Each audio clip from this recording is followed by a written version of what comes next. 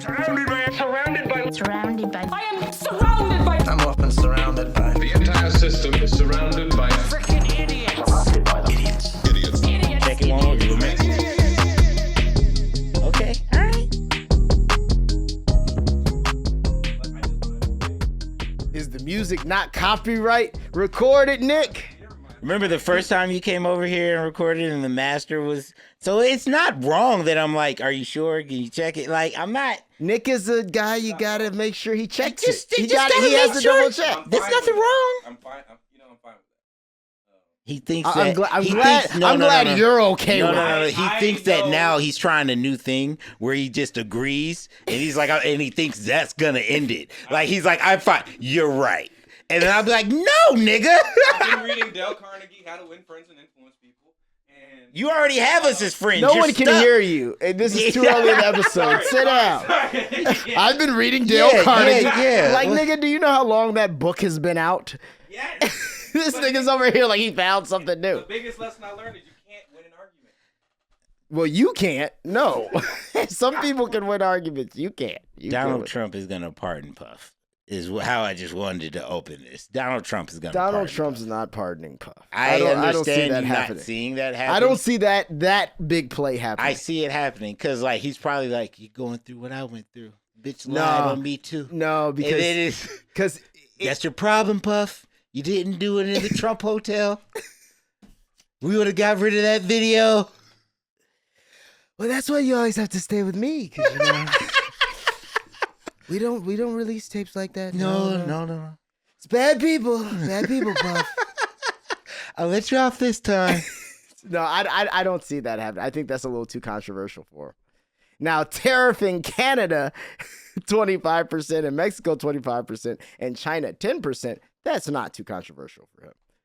This is the first move I got to sit here and say I'm kind of you put it out. I'm kind of worried, man. I'm a little worried for our democracy. So, the only thing that's been playing in my head is, you remember Lil Wayne? It's been a week. Oh, it's been like a year. Nah. It's been a week. And he's like, it's been a week. No. It's been a week. It's been a week. I don't even know how it That's sounds, how but I don't even know. he came up. No, you know what he did? He said, It's been a week.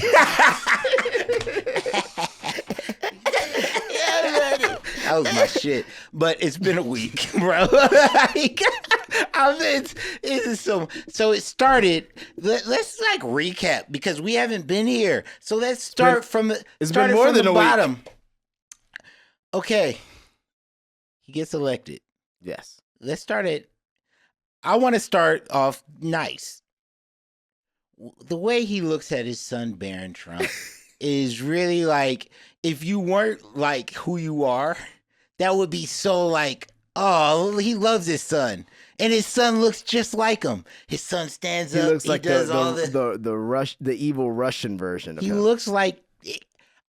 Okay, so yesterday when we were talking, and I was like, hey, you know, there's a short story about a kid named Barron who takes over the world, and he has his person that aids him is a guy named Don. There's a Barron book that was made in like the 1800s, and it shook me to my core. Because as I started thinking about it, I wanted to stop talking about it more because I was like, what if Barron is Damien? You In know, this- the Omen? No. You know, like the devil's son? Oh. So it's like he named him Damien? Yeah, it's Damien. It's And Rosemary's niggas baby. still be using that name. Yeah. I know a couple Damiens. That's the devil's son. Damian Lillard. Yeah, that's the devil's son. Dame time? So I'm just like, now I'm getting scared because there was an old book written about it, and then I started thinking about the movie Hereditary, and then how the boy, how it got into the wrong kid, and then at the end of it possessed. I don't want to tell the movie, but it's bad. It was sad. It was the ending, and now I'm just like, what if Barron Trump is here we that? go. I hear what you're saying, and I was like, people are probably listening to this nigga like, what is he talking about? So, the Barron Trump novels are...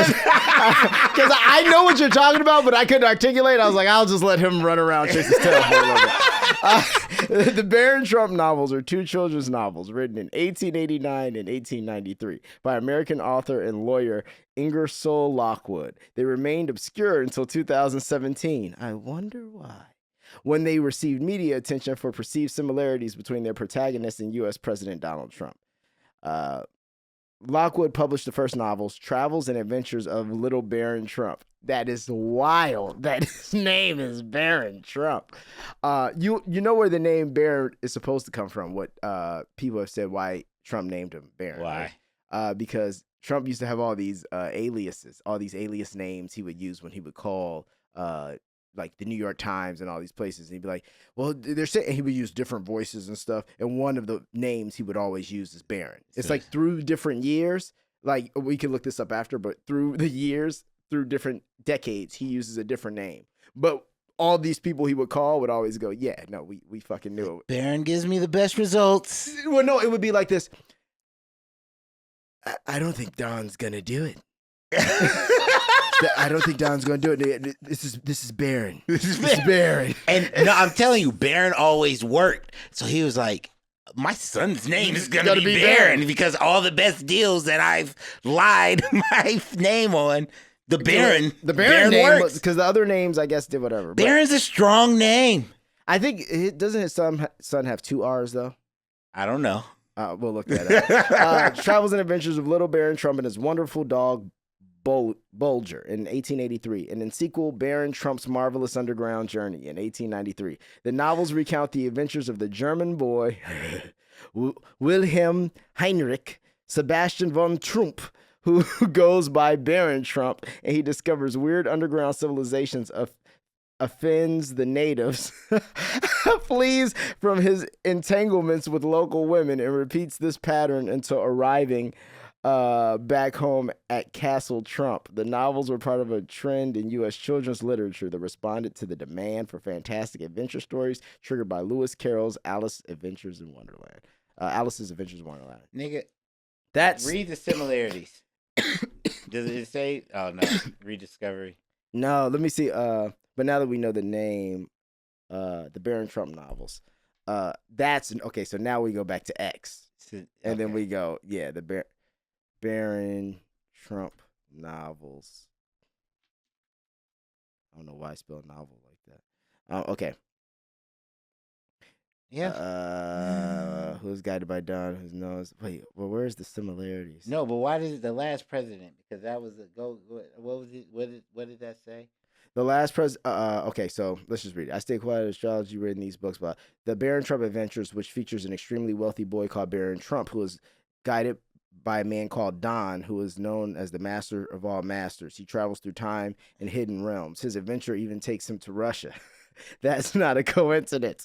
The Last President is set in a chaotic, divided United States, primarily focused on the unexpected election of a controversial president. The story opens with a scene of unrest in New York City after the outsider candidate's victory, which sparks protests and fears of social and political upheaval. The book describes a country facing economic inequality, political strife, and the general fear of the collapse of American values, as well as widespread anxiety over the incoming administration's impact.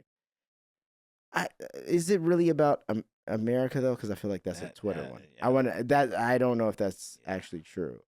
Lockwood's last novel was titled. Oh no! So okay, a lot of people are saying it's The Last President. He lives in a hotel on Fifth Avenue. Woohoo! That's crazy. So really, actually, Lockwood is a prophet, psychic, or a prophet. He's a prophet. Or I also think let's just be. Hold on.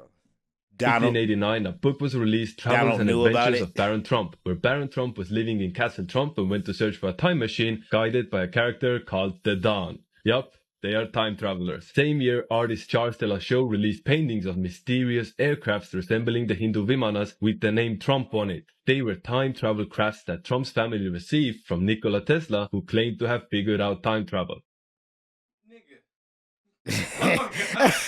Well, you know what's crazy? That the Nikola Tesla connection is very real with the Trump family.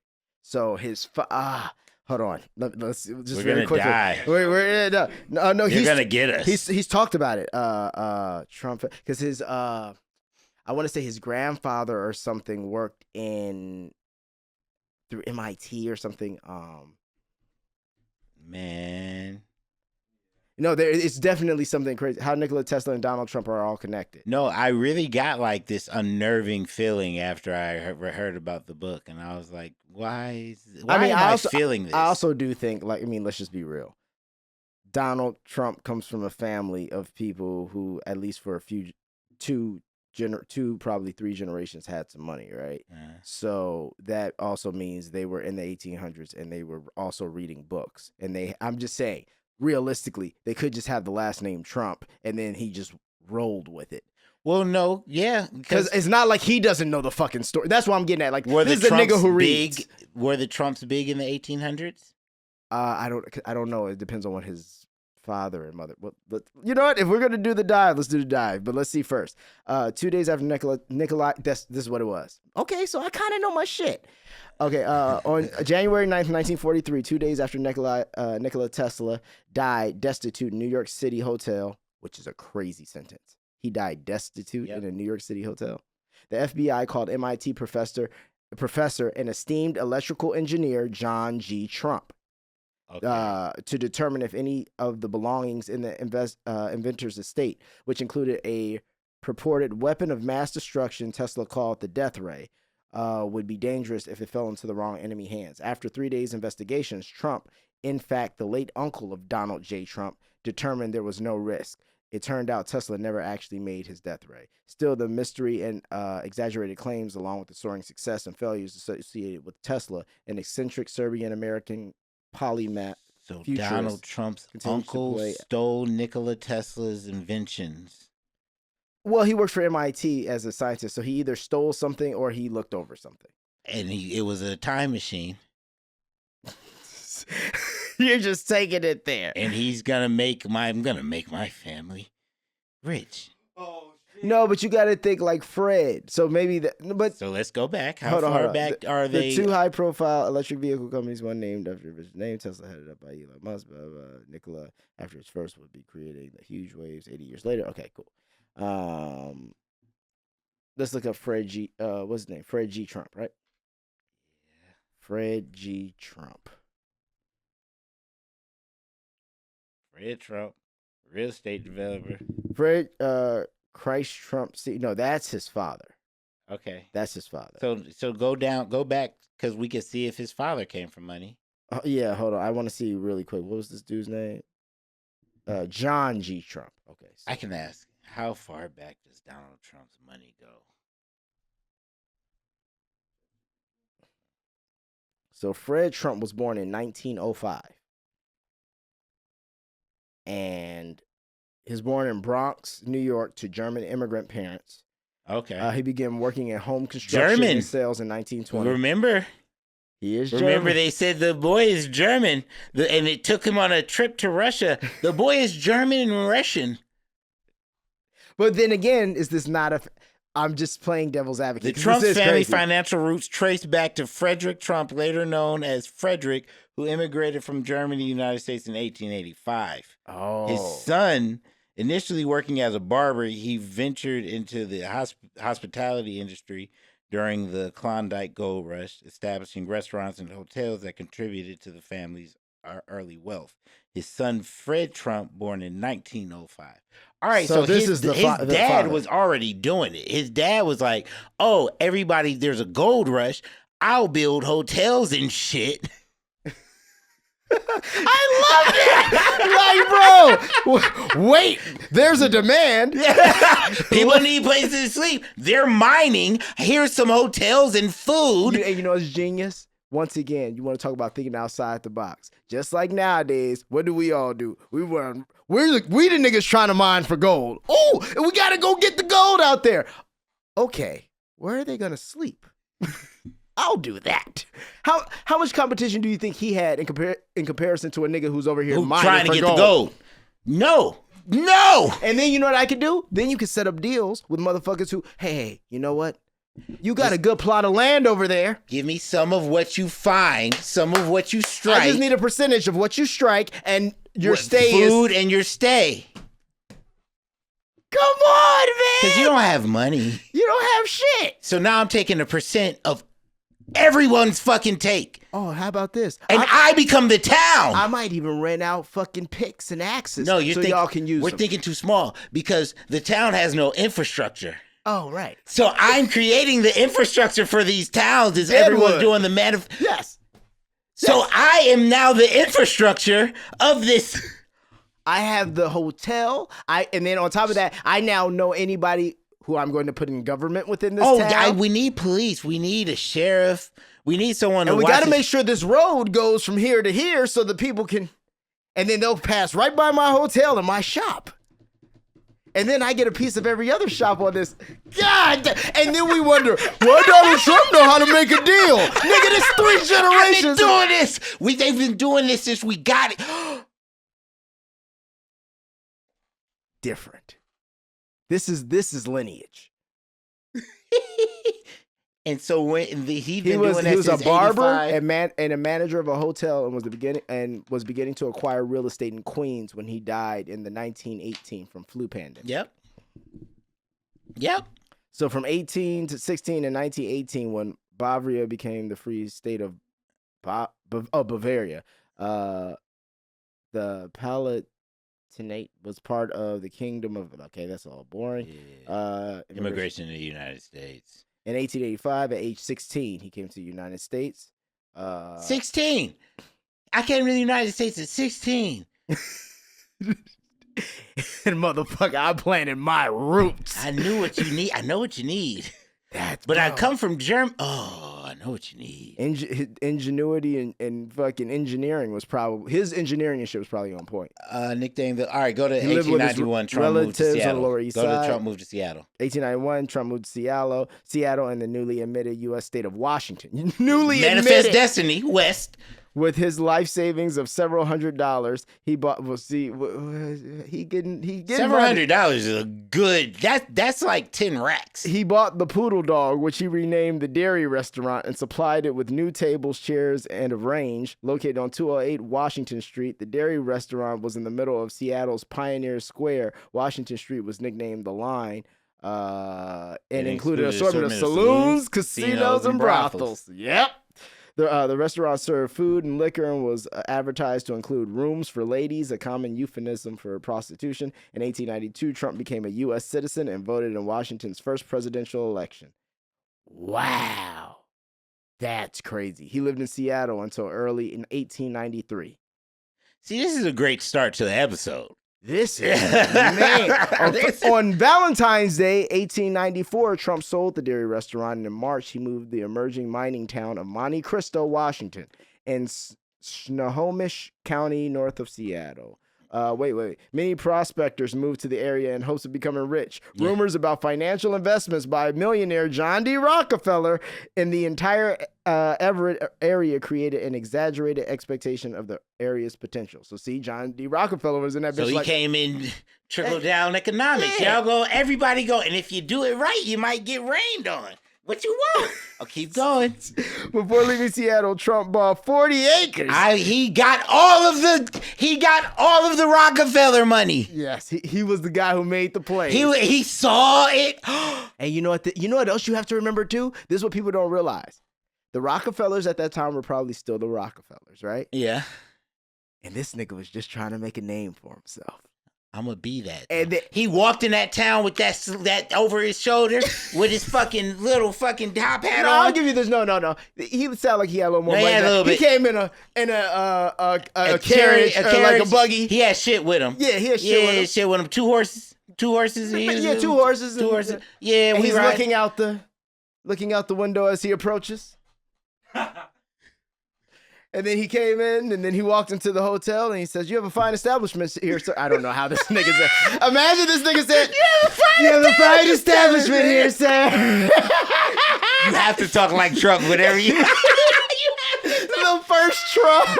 Oh my God, what is happening? My room's a little cramped. I don't know. Maybe we could do something larger. Imagine. It looks to me like with a German accent, though. Oh God! It's impossible. I can barely do him. You do them great. I can barely do that. But to add German to it, Liechtenstein. Oh, keep going. This is great. Okay, so Johnny Rockefeller the entire. Okay, before leaving Seattle, Trump bought 40 acres in the Pine Lake Plateau, 12 miles east of the city, for $200, which was the first major real estate purchase of the Trump family. In Monte Cristo, Trump chose a plan of land near the later train station. Nigga, we just said it. Yeah, they just said it. I need property by the train station. I need them to get off and see me. Also, then I can be a hub for where they drop shit off. So if people want to come get their mail, whatever, everything goes through me around. Everything goes through me. Keep going, man. Oh, wait till we get to Fred Trump and the mob ties. No, because it all makes sense. Bro, we're going crazy right now. Okay. Pine Plateau, $200. First major real estate purchase of the Trump family in Monte Cristo. Trump chose a plot of land near the train station. He wanted to build a hotel on, but could not afford the $1,000 per acre fee to purchase it. Instead, he filed a gold placer claim on the land, which allowed him to claim exclusive mineral rights to the land without having to pay for it, even though the land swindling the town already. Just like how he got Mar-a-Lago. Just like how he got Mar-a-Lago. Just like how he got the air rights over the Tiffany store that has been there for forever. When he built Trump Tower, he got the air rights. The air rights for a building that was never supposed to be larger than 8 stories. And then it ended up being the large, but it's crazy because I hear this stuff and I'm like, you can't know how to. But once again, my great grandfather has been doing this, and also I know my lineage. And I'm 79 exactly. I know where I came from. I know my father. I know my great grandfather, or I was told I know my history. There might not have been a lot of love in this house, but you know what there was? A lot of fucking education in this house. And you're gonna know there's only 3 stories how we got here. You keep going, please. Yeah, man. This is going to be a great conversation when we're done with this. Instead, he filed just the fact that you were smart enough to be like, well, I'll just get a gold placer claim on the land, which allows me to claim exclusive mineral rights and not pay for it, even though I have no money. What? Even though the land had already been claimed by Everett resident Nicholas Rudbeck. At the time, the United States General Land Office was known to be corrupt and frequently allowed such multiple claims. Despite the placer's claim providing Trump no right to build any structure on the land, he quickly bought lumber to build a new boarding house and operate it similarly to the dairy restaurant. He never tried to mine gold on the land. Blair described Trump as mining the miners, since they needed a place to sleep at night while they were mining. In July 1894, Rudbeck filed to incorporate the land and sent an agent to collect rent. This was apparently unsuccessful since the people of Monte Cristo did not pay attention to legal titles. Trump finally bought the land in December 1894. While in Monte Cristo, Trump was elected in 1896 as Justice of the Peace by a 32-5 margin. So we've been running campaigns too.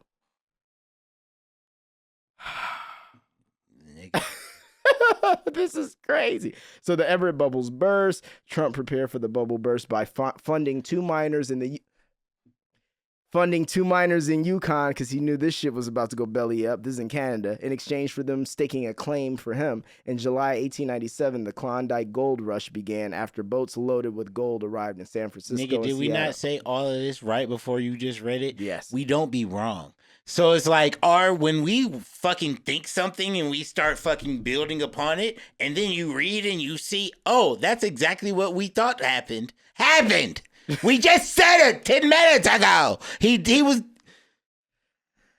Trump opened another restaurant, 207 Cherry Street. Business was so good that he paid off the mortgage in 4 weeks. Meanwhile, on July 7th, the 2 miners whom Trump had funded staking his claim at Hunter's Creek. What happened? He funded state claim. After spending $15 to register the claim, they sold half of it to make $400 the next day. I know that's some money back then. A week later, another miner sold it for $1,000. On September 20th, they staked a second claim at Deadwood Creek. Half of it. Oh. This is insane. You know what's insane about it though? Very quickly, we got to take a break because you said it right. It's something about, I always have this thought, and this is one thing I will like tie into. Like, man, it really does suck having your history snatched from you, because there could be people like this in your history, and you'll never know and never have the confidence to do it because you know nothing about them. But it's been in you the whole time. Whereas when you see this shit, you know what Granddaddy did. But here's my thing. Also, don't forget, Trump had Donald had a brother who was an alcoholic, and like all this. So like some of the other people just didn't do it. So it's like he was the most studied. He's the Michael Jackson of his family. He's the most studied one. Everybody has one. Yeah, but the fact that you can go back and see, like, we was just making fucking moves. Like, you were like Deadwood. They've made a whole show about that. That motherfucker can sit there, watch the show, and be like, yeah, my grandfather. You know your grandfather. You know your great grandfather. He was part of setting up with them. Baron, your great grandfather. That was his town. They made this about us. I just said that they couldn't put our name. You know, I didn't want to be associated with this. You don't know how big the show's gonna be. You don't want to dud. This is insane, bro. This is insane. And then what he's doing is he just keeps flipping. Like, everything's a flip. He holds on to nothing. Half of it was sold in October for $150, while the other half was sold in December for $2,000. Yeah. It is unknown if Trump ever received any more money from there. But by 1898, he had made enough money to go to the Yukon himself. Boom, out. Bro, he did it already. Like, the great-grandfather, he did it already. Right. So now all I have to do is teach my son to do this. Here's the money. We already have all the money. Just keep doing what I'm doing. Buy the property, flip the property, sell the property. Buy the property. Hey. What do you think Barron's doing now? Bitcoin. He's not only that. No, Barron is building. He's building golf resorts and hotels in fucking Arizona. You want to know something? Because the great granddaddy did it. But you know what Barron's really doing? I think Barron is like the actual mastermind. I think Barron is the reason that Melania coin and Trump coin came out. Because Barron's the reason they went on Rogan. Barron's the reason we talked to Theo Von. Barron is like, when I run for president, this shit's gonna be a cakewalk. But how old is he? 19 now? Yeah, I've only lived in the White House. We just ain't really heard this nigga talk. So now we got to figure out because what's his angle gonna be? Just because he'll have the legacy, but he doesn't come off as. Did you see him when Trump won? And he walked over to Biden? No, when he was just, Trump was looking at him and he's like, Barron, stand up. And all the crowd started. He said, I was like, oh my God, that's his son. But he's not as likable. Yeah, we don't know. You haven't seen him talk. I saw people I was reading reports about him in school, and they were like, yeah, I've seen Barron in school. He doesn't really talk much because he's around, but like he'll give you his gamer tag, and then like you could play video games with him. He's like, you know what he is? That nigga ain't nothing but first kid. I know. Yo, that's crazy. That's why I have empathy for him, because I don't know what he's like, and I don't want to, like, you know what I'm saying? But I know he's doing the real estate shit, but he's also doing this Bitcoin shit with his dad. I'm telling you, he's the one. Okay, so this is So I just want to see very quickly, when does he get this hotel? He gets the first hotel in the new restaurant, which included the largest steel ranges in the area, prepared 3,000 meals per day and has space for gambling. That's a lot. Despite the enormous financial success, Trump and Levin began fighting due to Levin's drinking. They broke up their business relationship in February 1901, but reconciled in April, around the time the local government I still don't even got my baby yet. So it was called the Arctic House. It's one of the largest and most extravagant restaurants in the region of Klondike, offering fresh fruit and I don't know what that is. Ptarmigan. In addition to the staple of horse meat. These niggas was cooking horses. That's crazy. The Arctic was open 24 hours a day and advertised rooms for ladies. So he did that in 1898. So it's literally everything we just said he did. And then he raised his kids on that, and that's what they came from. And he came from, and now Barron is I can see it. He definitely didn't like niggas. You can see it. They scare him. Yeah. I can see it in every inch.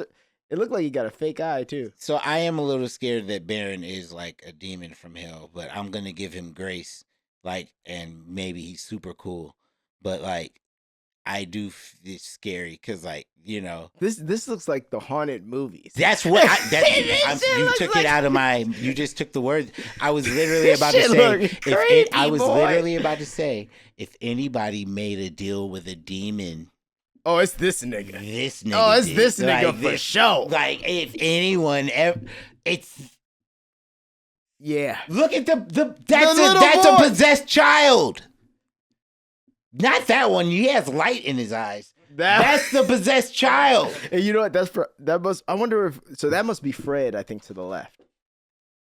Fred Jr. All right, Frederick, second from the left. No, but that's the first Frederick. Oh, okay. Frederick. Let me see. Children. Because Donald's dad was the one with the lost eyes. The dark eyes. Okay, so let's see. No, far left. That's what I figured. Fred Trump is far left. That's the brother. Fred Trump is the brother, or Fred Trump's the dad? The dad. Okay. I wonder who's the one with the. Let's see. Elizabeth, Frederick. Which one is the one? I wonder far right. We're talking about the blonde one. That can't be. No, that's his grandfather. That's Donald's father. Yeah. So is Elizabeth Christ. So that's Donald's grandfather. And that's Donald's father. Yeah, but who's the one on the right? Didn't he have a brother? Yeah, Fred has a brother. Yeah. Then you go to Fred's relatives. See, Trump. Oh, God. This is too much. I didn't want all this. I didn't want to get here. Okay, so we've got so much more to go over. I know. Marlon Maples, Frederick. But now I got to see which one this is. You don't. Oh, it's John G. Trump, the one I was talking about, who was the damn MIT guy. Oh, yeah, exactly. That's what I'm saying. And he's the one who got the stuff from Nikola Tesla. Is that the one with the dark eyes? Yes. Okay. He's the one. He's the time traveler. Oh boy. This is okay. Okay, so now let's talk about the planes falling out of the sky. I can't even get there because we haven't even finished with the inauguration. I'm sorry. Elon Musk did a fucking Nazi salute. I don't give a fuck. My thing is, I can't fight what I see with my eyes. And I saw a Nazi salute with my eyes. Now, you can say it's not they made a mistake in many metrics. And people believe that he's the smartest man in the world. In the world, yeah. People, in many metrics, he's the best businessman in the world. Yeah. Like, many metrics, the only metric. Yeah, he one. has the most money. Yes. In many metrics. So you telling me this motherfucker who does deals with the world don't know not to do a Nazi salute when he's throwing his heart out? No, listen. And everybody wants to put it on Asperger's. I got friends with Asperger's. Listen. They've never done a Nazi salute in a moment of fucking pressure. I definitely think. I don't. The weird thing is, I don't understand the reasoning behind, because like I was telling you, I don't understand the way he talks about Israel and Israel's rights, especially even with all the things going on in Gaza. Yeah. He's extremely supportive. So I'm like, is he just trolling? What is the point of doing this? Because also it's like, well, first you don't always have to love your overlords, but you're gonna talk to them nice. And if Israel are our overlords, then you're not gonna talk down on our overlords, but you're gonna send little signs of resistance. And it might be your little Nazi salute when you're in front of the American emblem. Or 2 days later, you go to the German AfD convention, whatever, and that's the most hardest Nazi sect in Germany's parliament. Oh, Germany's Germany's alternative? It's AfD. Look it up. It's I look, when you sent it to me the first time, I had looked. He went on there and was like, "You guys need to get over the past and stop worrying about Alternative for Germany." That's what it's called. They've been political party. linked to a lot of Nazi ideals, and when you go there, It opposes, their whole thing is they oppose immigration into Germany, especially Muslim immigration. I like how they say especially Muslims. That's crazy. So then you go on there and you're like, don't worry, Germany needs to be Germany first. You need to, and I'm like, Elon, you just did a Nazi salute and then you just go do the AFD thing with their hardest right. Why are you there? You just won America. Focus on Doge. Why are you there?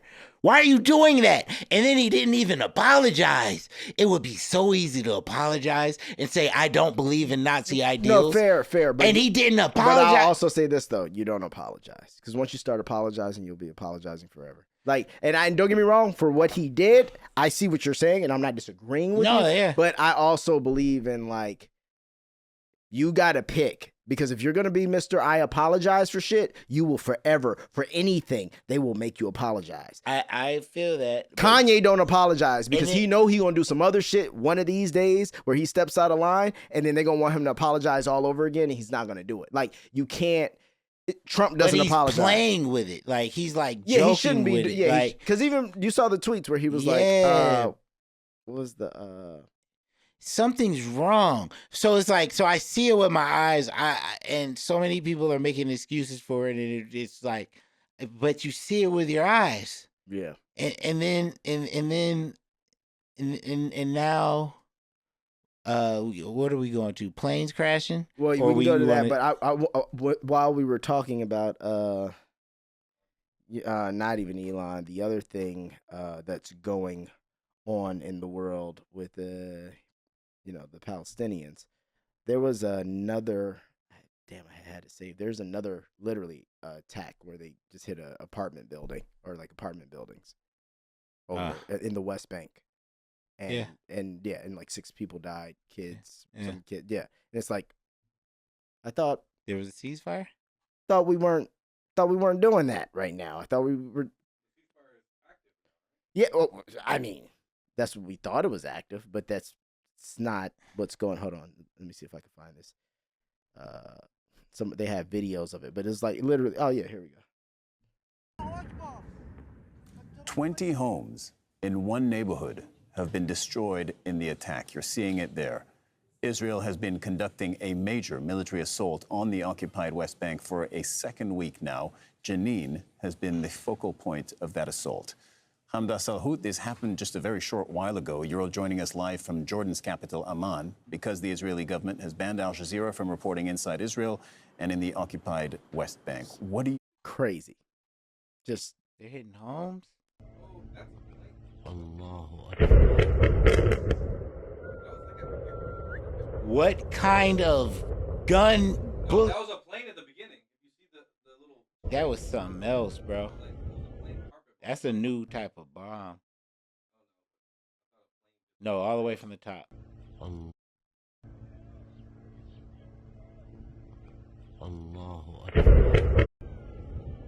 Yeah. Shit's insane, bro. Why though? Jenin. So Jenin is I guess a different place in the West Bank. But isn't the West Bank supposed to be? Yeah. That's what I'm saying. Let me see. Jenin, Gaza. Oh no. Let's see. What is the map? Oh. So that's Jenin. Where's Gaza at? So there's Tel Aviv.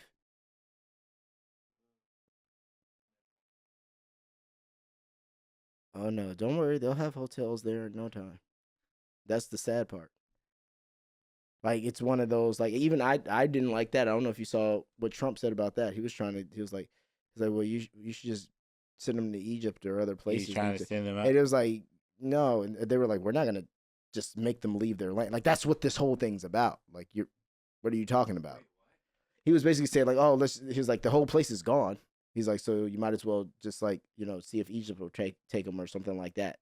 And he's like, the people from Egypt were like, we're not doing that. Because the whole point of this is they don't want to leave their land. That is, the Bible has said that it's supposed to be theirs, where they lived for thousands of years prior to this, or hundreds of years, whatever. But And But now, but now he's kind of just saying like, well, you can just get, now just he's get saying out of just there. move them. Just move them. Because what are you gonna do? But then you know what's gonna happen if you move them. We all know who gets the rest of that land, right? And Israel. So it's just kind of like, yeah, that's actually terrifying. So Jenin is a city in the state of Palestine in the Israeli-occupied West Bank. The city serves as administrative center of Jenin government of Palestine and is a major center of the surrounding towns. Jenin came under Israeli occupation in 1967 and was put under the administration of the Palestine National Authority as Area A of the West Bank, a Palestinian enclave in 1995. So yes, an enclave. So in 2017, Jenin had a population of approximately 50,000 people, while the Jenin refugee camp had a population of about 10,000, housing Palestinians who had fled. So so basically now it's like, okay, so now we'll get that part. So like they're gonna just do this over the whole till it's just like, oh well, it's completely unlivable. So what do you want to do? Why did this start? It's history. Well, basically, the Rothschilds they basically got the land from the British, because the British it was a British colony, and so then they created the country of Israel, but it was Palestine before, and that's just what it was, and then they changed it, and then the people who lived there, they pushed them out, and that happened in, let's see. And they're just fighting over beliefs, or? Yeah, beliefs, and whose land it is, and in the Bible.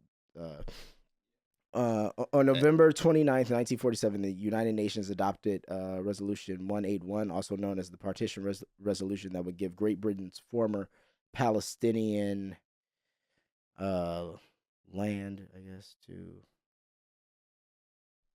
what was Israel before Israel. Under the British mandate, the entire region was known as Palestine. These niggas. And 1920 to 1948 is widely believed that the catastrophe of European Jewry during World War II had decisive influence on the establishment of a Jewish state. So after the Holocaust, all that happened. They were like, hey, the Jewish people need a place to go. And the Rothschilds set that up, I believe. Taking stock by more than 1,000 years, Israel predates Palestine. That's one of the arguments. The land then became home primarily to an Arab population, again for more than a millennium. Both Jews and Arabs thus have a legitimate claim to the land. That's another. It just keeps going, because what was Palestine called in the Bible? The country, and that's another thing. It's in the Bible and it's a holy land, so but it's just, one side just has more resources than the other, so you just know how that ends. But it was supposed to be a ceasefire. I don't know. Yeah, no, it doesn't make sense, and it doesn't make sense that it's like, war crimes just don't apply to certain. I can't. The thing about it is, it's gonna come here. That's just gonna come here. Shit like that's about to come. We're seeing little cracks. Airplane, military, Black Hawks flying into fucking airplanes with people on them. Motherfucking a jet doing a nosedive into Philly, looked like a missile. Like, yeah, there seems to be some type of, and I think different stories. Like, I think different movies and stuff. Like, but what if it never moved? Like, what if? I keep on trying to think what was happening inside of that Black Hawk. Like, what was happening? I think it's autonomous. They said that they're making those Black Hawks autonomous. Yeah, and I think that the autonomous took over. I think our stuff is getting hacked. Somehow. You think we're compromised? We're compromised, because I also don't, and I don't know this for sure, but who's making these systems? Like, they've literally found Chinese spyware in, what was it? In like networking systems we had bought from China next to military bases. Like that's a real thing. Yeah. They're also buying a lot of land around military. Oh, bases. and around farmland. Farmland. Yeah. and we're allowing them to do it. Oh, not to mention, check this out, which ties also into going back to the immigration thing. Over 24 Chinese immigrants were caught in Coral Gables, Florida. Oh, they're going after the Chinese too, huh? Oh no, yeah. They caught like 20 in another part. Like, no, they're going after all immigrants. All immigrants. Because also I think, as divisive as this seems, I also think realistically they might know that we're not as safe as we think we are. So I think some of this is that too. Like, I don't think it all is just, we're racist, we want to get everyone out of here. I don't think it's 100% that. I think that there's parts of that for sure. But I think some of that is also like, when he keeps saying, we need to protect our country, we don't think about all the protections that are actually, and when you have all these different people coming in and you don't know where they come from, what, are you telling me a Hispanic guy can't work for another foreign nation that's doing, stop it. Like, you know what I mean? You're telling me a Chinese citizen who's coming over, who looks like they're just coming over for whatever, can't be working for, come on. Like, there's people who this is all they do. And then these people will be much better than us at it. You know why? Because we'll just kill your family if you do it wrong. You think China gives a fuck? No. You see what I'm saying? So I just think some of these things, there's a reason. Like, there's more of a reason than we realize for a lot of this shit. And we just can't really, we don't see the cracks or the holes in the system because we don't have all the information. That's fair. And mind you, it could also just be straight up fuckery. No. I think there's a little more to it. I think, national security is a real thing, but, listen, I forgot how stressful Donald Trump is as a president. Like, I forgot, like, just how much whiplash. Like, every day when he was gone, I was like, oh man, I was really invested in politics, and now it's just gone because I was just scared of what he was gonna do next. Now, it's been a week. See, I don't know what it's because the helicopter crashed and he blamed it on DEI. He did immediately. Incompetency. And I was like, whoa. And now they're trying to run a whole thing because it was a female pilot, or there was a female pilot in one of the That's another thing. Funny thing. White women. Well, I had no clue what was coming from them. Yeah, they didn't. They always like, during like slavery and shit like that. Collide, causing a mid-air explosion and fall into the river.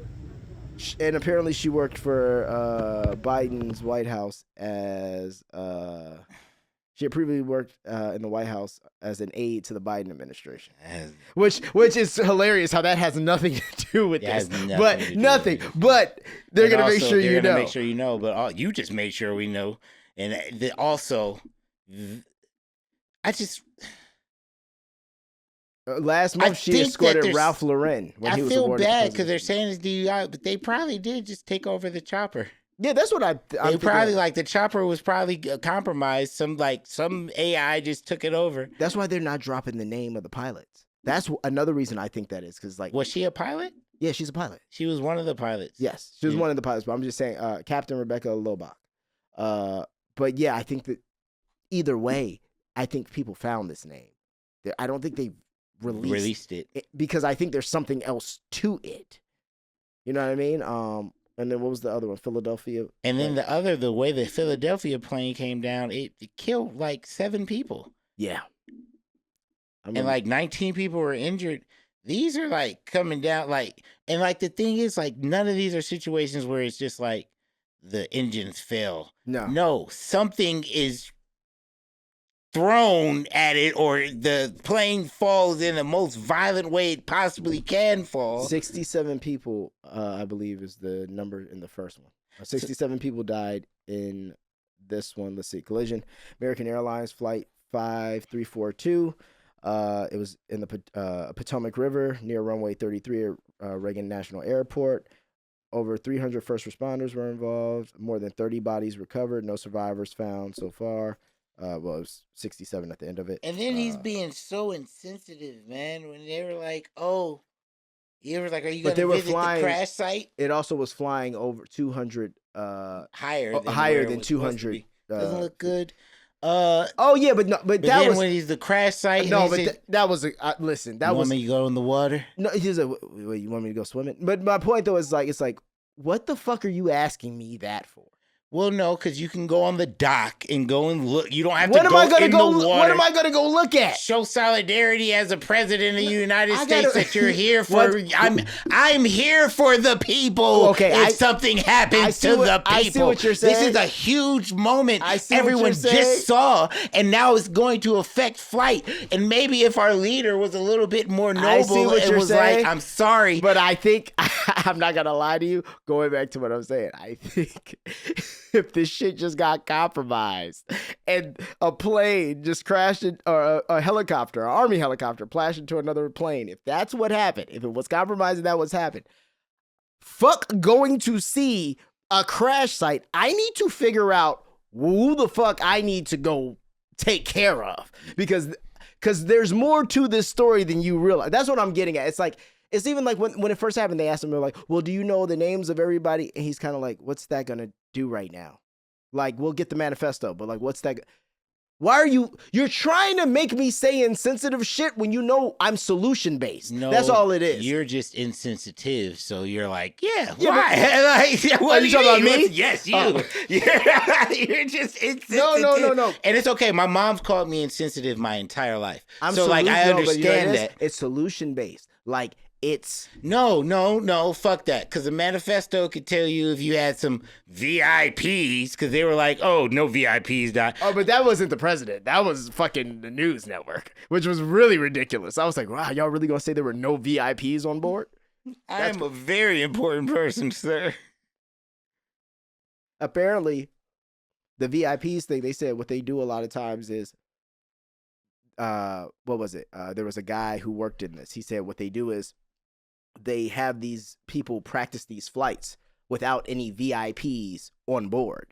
So that because at night it's hard to see in the Black Hawk helicopter because they're not supposed to be seen at night. You know what I mean? Like there's a lot of things working against you. And usually they have on night vision goggles, which apparently fucks up your peripheral vision. So they said they have them do these flights as like test runs with no VIPs.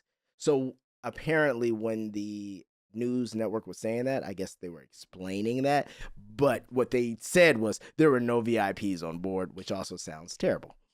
Then okay, so the second one, the Philadelphia one, hold on, look at some videos of this.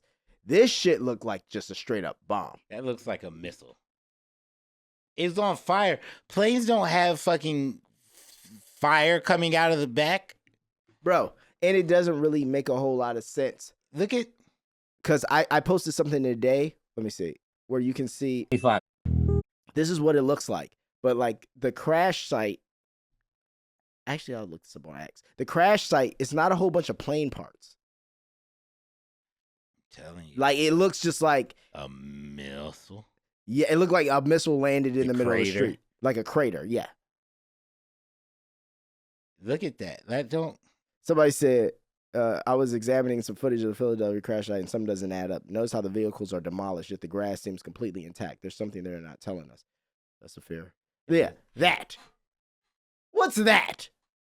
That is an alien ship dropped from the sky. That's what it looks like. I'm not saying that's what it is, but you know what? For fun, it's an alien ship. Oh, so we're fighting aliens right now?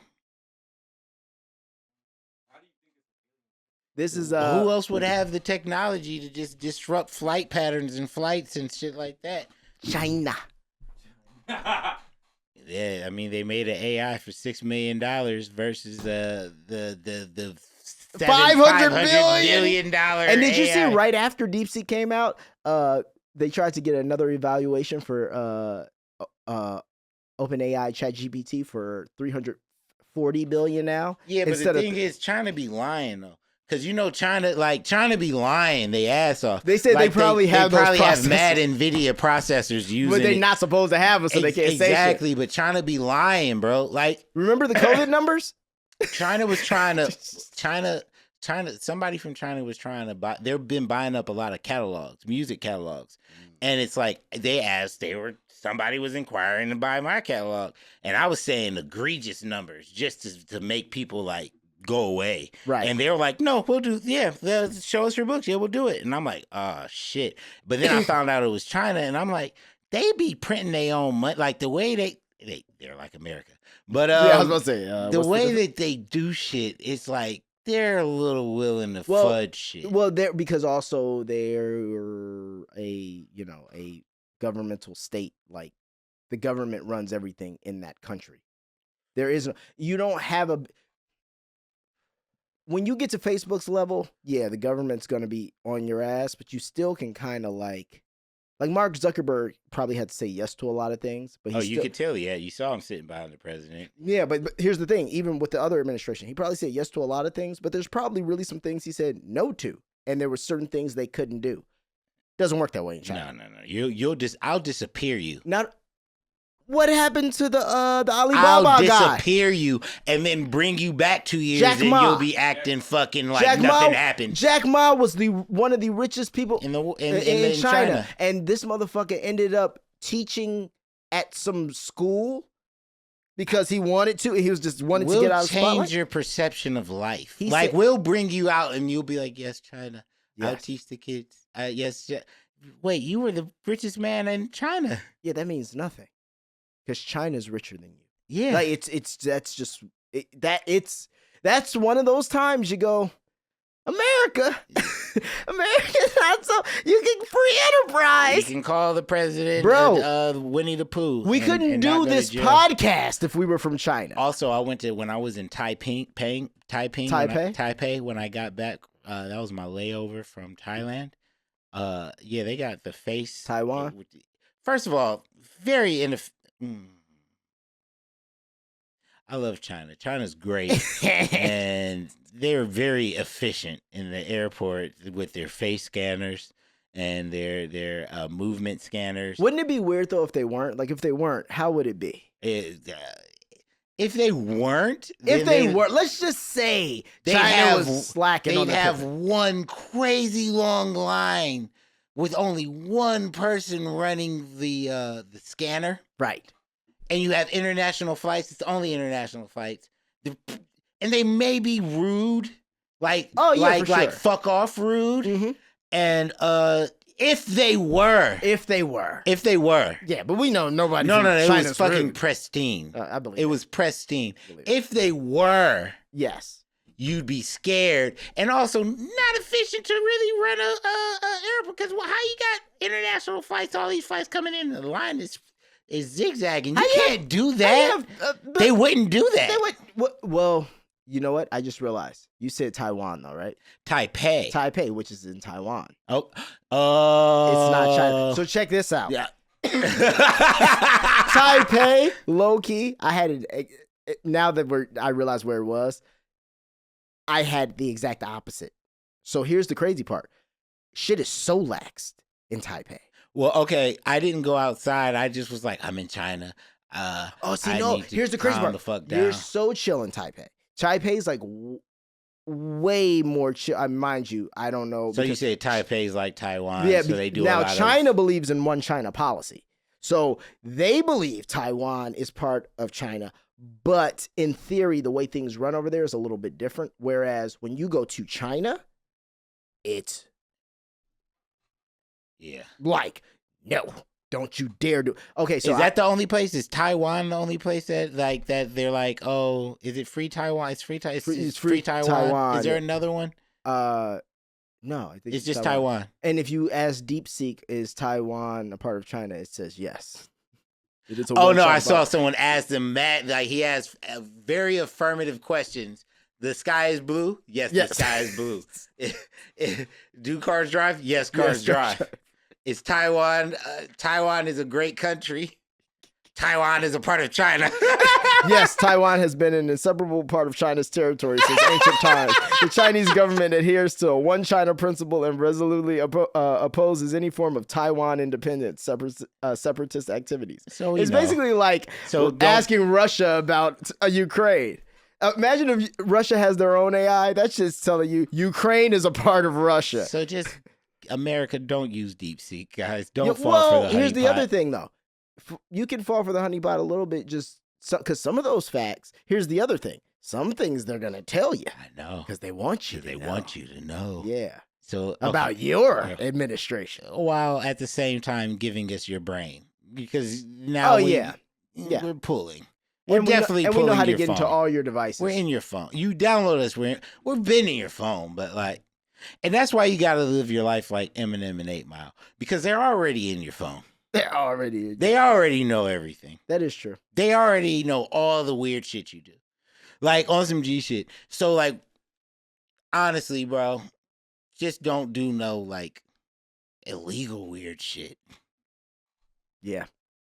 That's it. Something like illegal weird shit, kind of like something like this. Дивіться, я як президент воюючої країни вам говорю, ми Look, we hear and I heard before, and today we hear the United States of America. І раніше чув, і сьогодні ми чуємо від Сполучених Штатів Америки, що That America gave Ukraine hundreds of billions, 177 to be more precise. 177, якщо сказати більш Terrible точно. translator. Така звучала точна цифра, That's яку what the підтримувала exact або figure голосував sounded like, Конгрес, which was тож supported or voted різні for by Congress. організації. Look, as the Дивіться, president я of a як warring президент country, I воюючої tell країни you, вам we говорю, received ми just over отримали 75. більше 75.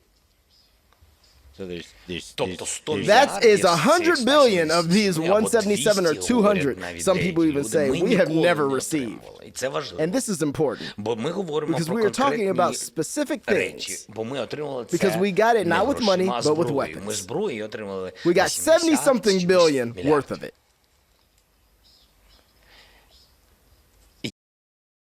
He doesn't know where $100 million of what we've reported has gone. 100 billion, I'm sorry. So he said 75 billion of that is in weapons. How much of that came in weapons? He's saying like all 70 was in weapons. He was like, there's little things like trainings and things like that, but it was all just resources. But he's saying it's accounted for at 170. He said, I don't know where all that money is. So they're saying there's a whole 100 billion. Whole 100 billion just. Yeah, duh. Bro, I was on fucking TV and shaking my dick like in a weird tutu a couple years ago. Like, and now I'm president. And now I'm the president of a warring state. You don't think I'm about to make myself rich and then end up in New Jersey? He's taking the money. He's gonna go to some secluded place in Jersey after they escape him, and Trump lets Russia, or Trump just lets him die. Oh, speaking of Russia. Because Vladimir was like, well, maybe if Trump won, we wouldn't be in this war. Yeah, that's what he said. No, Vladimir has more to say. Putin said some shit, and he probably was like, Trump is strong. No bullshit, though. No bullshit. No, because that's his boy. He's happy. Check it out. No. Damn, I got to translate all these. I got to do better with this. Has something changed since Biden time? Nothing has changed. They were happy to carry out any order from Washington under Biden. They just don't like Trump. They fought him actively, really interfered in political life, in the election process in the United States. And then they were confused when Trump suddenly won. And then they mentally liked Biden more, mentally. But Trump has different ideas about what is good, what is bad, including gender policy and some other issues. They kind of don't like it. But I assure you, Trump with his character, persistence, he will restore order pretty quickly. And all of them, you'll see, it will happen quickly. Soon all of them will stand at the master's feet and gently wag their tails.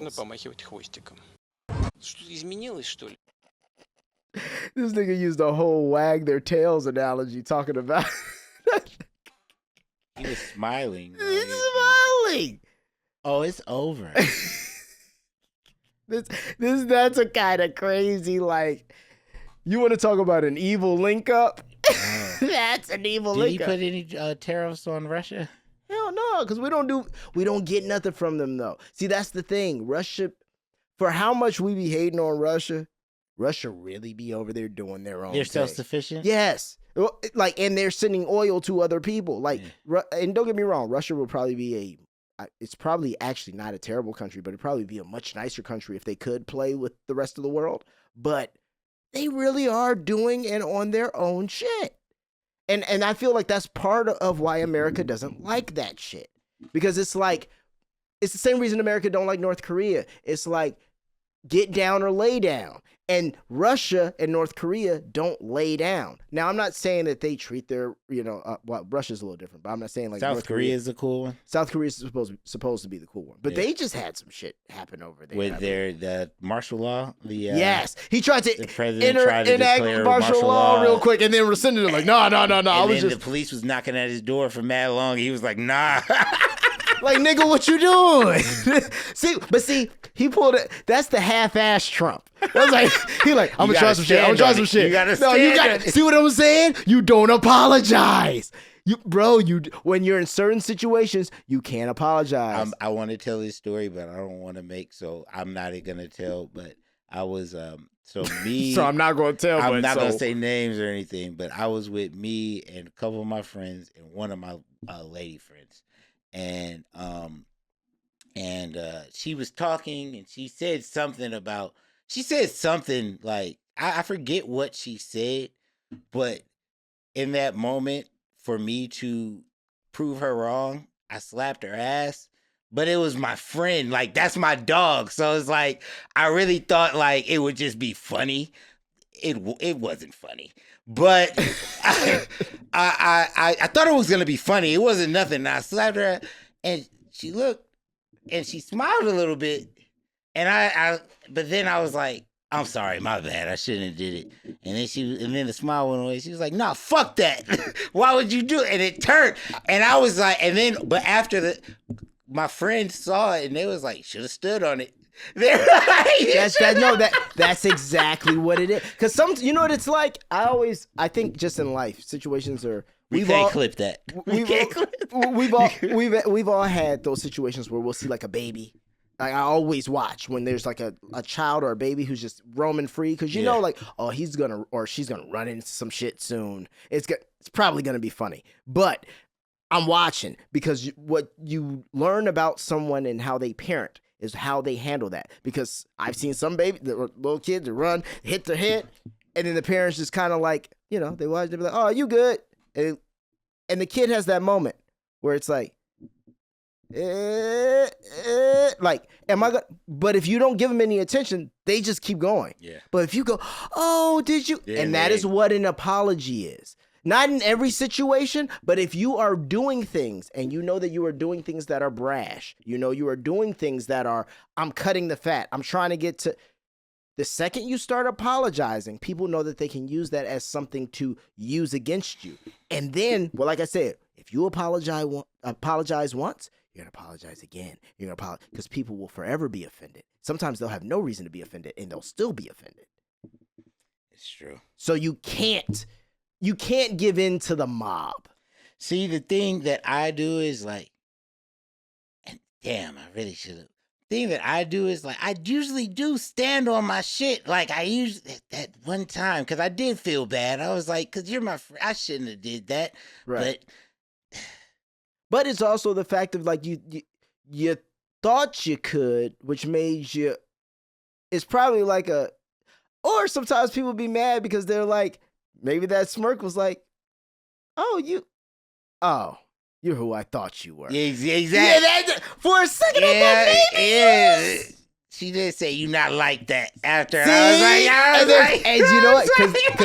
Because there's a 6'5" nigga with tattoos who would have done the same thing, and he would have just just stood there, and he would have been like, "What?" And she would have just been like, "Boy, you crazy," and it would have been over. You had that moment, man. You know what it's like? We've all been friend zoned by a girl like that. And listen, I've had that happen. No, but that's not even friend zone. That's my dog. Like, that wasn't like nothing. No, like, right. Whatever. I'm saying I've been actually friend zoned by a girl like that because it was like, oh, I realized later it was like, oh, so you're just not gonna. Okay. Yeah. You're not like that. And you wait, but I could. You're just not like that. You're not like that. We're not like that. No, you're not. You know what we would do if we had a problem? We would talk to a bunch of people about it. We'd take forever to sign an order or to make a plan about it. We might even take, a couple years to really move anything into action. We wouldn't come in first 10 days. And just start making plays within the first 10 days. Have planes going down in the first 10 days. Not like that. Deport at least 10,000 people within the first 10 days. We're not like that. We're not like that.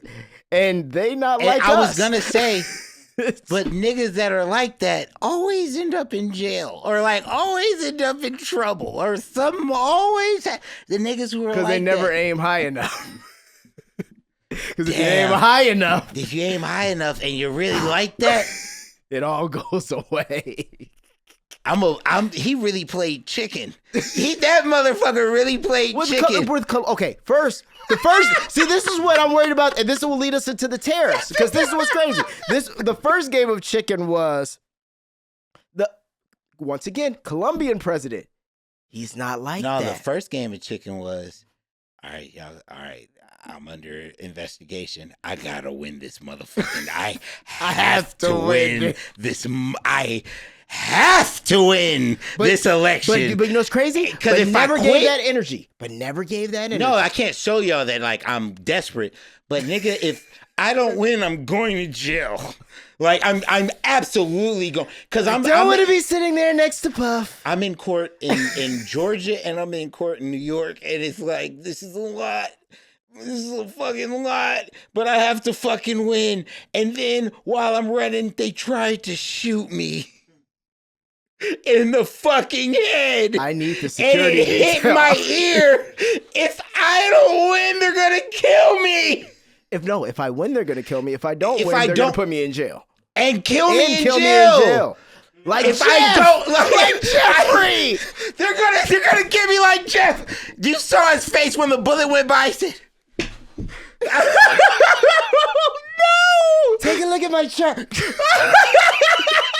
That nigga got down so fast. I was like, this nigga must do burpees.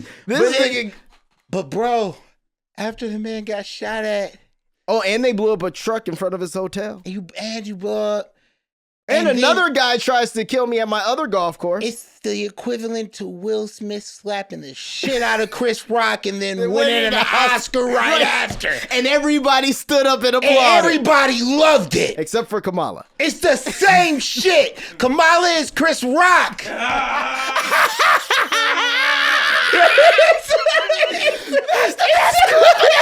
Lemicah wins this episode. It's the same shit, bro. This nigga lived. And now I'm Teflon, bro. Will Smith is I won the Teflon. What? You don't understand. Teflon what? Don. Will Smith won the Oscar, slapped this nigga and was like, I don't ever have to win an Oscar again. I'm going to do Bad Boys 4. That's where I make all my money. I'm the producer. I'm going to make a new Karate Kid. I own that IP. I don't have to do any more Oscar movies. Nah, it's money movies. Trump, fuck your feelings. I don't have to do I win. I win, because if I lost, I would have lost. Back. So I fucking win. So now that I've won, I'm going to make all of your lives a living hell. You fucked with me. You talked shit about me. I tried to be nice to you blacks. I fucking tried. When in my first term, I had fucking people in here. I had Kanye in here. Steve Harvey came over here. I was trying. I got your fucking Kodak blew out. I did the shit for you, and look how you did me. I gave money to the HBCUs. So I'm gonna come for you last. So right now, all you Mexicans, you voted for me the most, huh? Get the fuck out. Y'all loved me, huh? Get the fuck out. but see, White women, you don't know that DEI affects you, do you? Get the fuck out of your jobs. Get the fuck out. We would say niggas, but we can't yet. They're too. We're really embedded in this country. It's really hard to be like Trump can't throw up the Nazi salute. Elon had to do it. I'm sorry. I see the argument there. There. And then Trump also. All right, so all immigrants got to get the fuck out. Even if you came, how do you come here, right? Well, you get a visa. You come over here and you get a visa. No, you get the visa and then you come over here. Oh, so you can't. What are you talking about? Come over here, get a visa, like my great grandfather did. Yeah. What are we doing here? His great grandfather came there and got a visa while he was there. People love doing this, and this is the one time I always have to be like, hey. Let's cut the shit.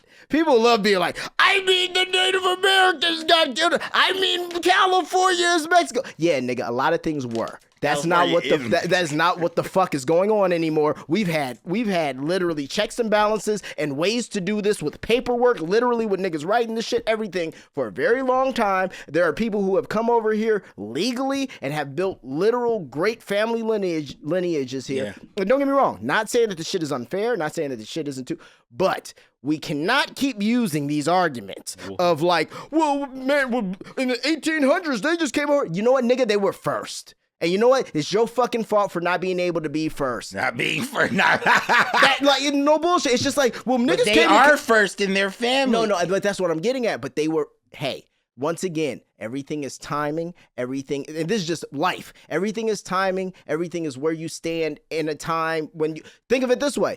We can have a Kamala Harris or even a Barack Obama in today's time. You know why? Because it's fucking timing. If that nigga would have tried to run after Washington, it wouldn't have gone that way. Too bad, Barack. You're born in the wrong fucking era. Tough shit. Like, I'm just saying, like, this, we can't hold on to, and this is where sometimes I get frustrated just because it's like, what is what is. And what it comes down to is like, yes, it's unfair, but you can't be talking about that shit and you're running under gates to come to America and you know you're not supposed to be here anyway, and now you want to yell and complain about it. 2 stories. First story. My cousin owns houses in Cleveland. Mm-hmm. He's building one up. None of the construction workers came to build the house. Oh yeah, they're like, because nigga, that's scared. A honeypot. Yeah, you're trying to get me. So I bet you Home Depots are also probably clear. With the house fire, with the fires out here, don't nobody want to go work. Yeah, so no one's putting everything together. So with all of this land burnt down, nobody wants to go work because people are scared. So now the houses can't be built. Also, that means you will have to hire American, but you're gonna have to pay more. So the cost of building. So even if you wanted to get a house and flip it, you can't because there's guaranteed insurance money that's gonna come up over there that you can get and make a good quote instead of a person that's just like, hey, I want to build this up. No, we can build the insurance company to build this out. So we're back the fuck up, bro. Like, it's like, this is bad. Because before it would be like, oh, let's just get everybody who's here. Yeah, no, it's a we don't, and then there will be a rush. This is like the gold mine. This is the gold rush. This is a gold rush for illegal immigrants who do construction. But now they can't come up here. Now they gotta go. Second story. When I was a young boy and I was 16 years old, I was driving, 16, 17, I was driving in New York, and I was in on Canal Street with my little cousin, just getting some stuff. And I was driving my car. I was made a left turn, and there was a lady in front of the car, and I pressed the brake. So, like, the car jerked and, like... Oh, I remember you told me about that, yeah. Okay, so basically, the end of the story is after I didn't leave and talk to the cop, he was like, it's cool, man. She's probably not even supposed to be here. You'll be fine. And then he was like, you didn't leave. So that's really the point of it. If you left, then that'd be crazy. That's a crime, That's when you're in trouble. But if you don't leave, then you're fine. And then that's the first time I was like, she's not supposed to be here. I was like, what do you? He was like, yeah, she's illegal, so like, you ain't gonna get nothing coming to you. Yeah. And I mean, but here's the inverse. It's like when that shit happens, which I'm sure happens all the time, where somebody who's not supposed to be here hits somebody, and someone hit me when I was working on Joker, and I was doing a trip from West Hollywood to Burbank. Somebody just hit me in the back of the, and I'll get out, drunk, Hispanic gentleman. Coming from a construction job, probably. Hey, bro. Having beers all day, just working. Yeah. Yeah. Hey, bro, I need can you give me your license registration? I don't have. So I got to call the cops. Oh, no, please. No, I can't. And now I'm thinking, like, do I let him go? But then I'm like, first of all, my time is taken up. I'm on the job. So I can't just go back and be like, yeah, I got into a car accident and don't have no police report with Warner Brothers and they hired me. I'm a black on fucking white Todd Phillips movie. No. You'll never work again. Fuck out of it. Well, I'm already never going to work again. I don't think I've ever told that story. Wow. Do I tell that story? Oh, was it when you had a complaint? Yeah. Okay. Yeah. Maybe I did tell that You're story. one of those people.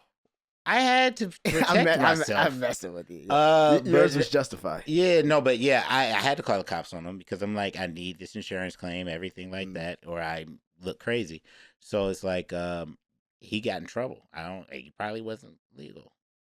Sorry. No, I mean, and here's the thing. I've had a lot of like friends who weren't legal when they got here, birthright citizenship. Like, I understand the thought process. It's all I keep getting back at is, nigga, it's unfortunate as it is. It's all timing. If the same people who are doing this now, if they would have ran this play 8 to 10 years ago, guess what? You probably would have been okay and probably been able to maneuver, and you would have had time to get your citizenship in order.